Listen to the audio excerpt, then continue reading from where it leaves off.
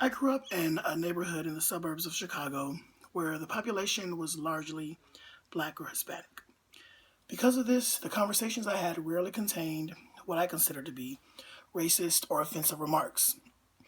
Unfortunately, when I joined the Navy and traveled thousands of miles away from home, the conversations I had changed drastically. Most of the people I came into contact with had completely different backgrounds than mine, and with that came a set of different beliefs, values, and biases.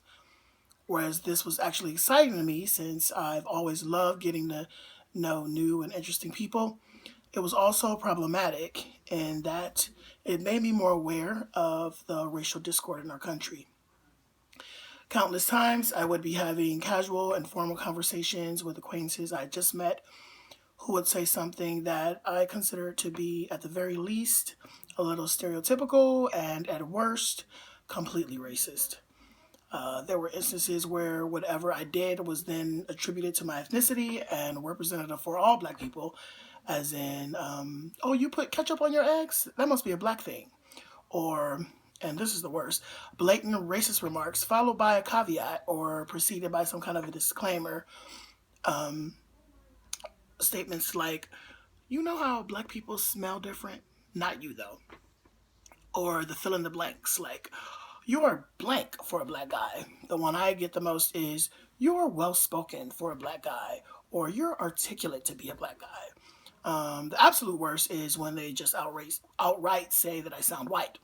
So these statements were uttered because of messages that were received and then believed about black people, so much so that the people uttering them saw nothing wrong with saying them at all in front of a black person. For them, it was just how it is.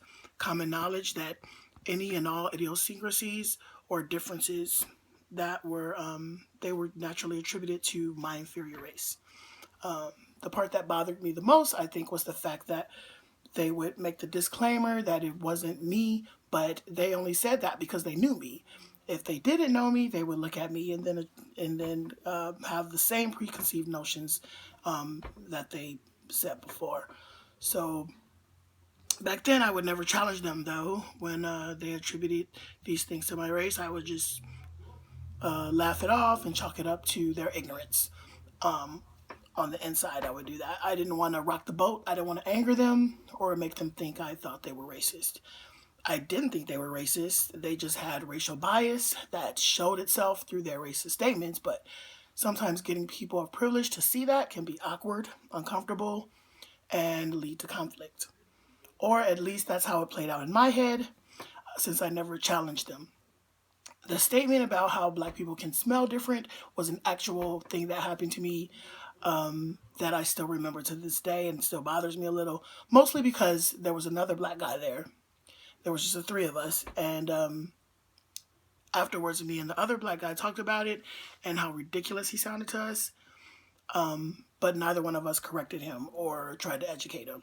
So, and I think it was because we liked him, but we were afraid of hurting his feelings.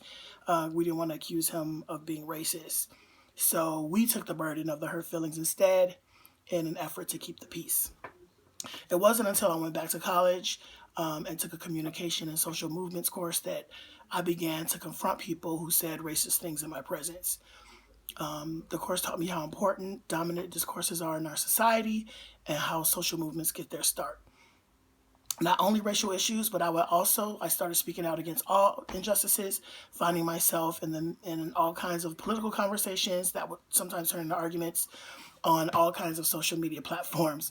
My friends noticed the change, and at the time I joined a speech and debate team, and they decided that Corey likes to argue. But the truth is, I found a new confidence in education. This new confidence expressed itself in other ways as well. I applied to and I'm completing a master's degree, which is something I never thought I had the confidence to do. I also finally came out to my family as gay, which is something I never thought I would do. But that's an entirely different story for about oppression for another day. We only have 5 minutes. The point being, I am no longer afraid to speak out against injustice, even if it means being uncomfortable or awkward at times. And while my friends are sometimes annoyed because I turn lighthearted, funny quips into serious dialogue about what the real message is behind their statements, I think they also respect me for it. And even if they don't, it's okay because I like myself and respect myself more for it. And that's what really matters.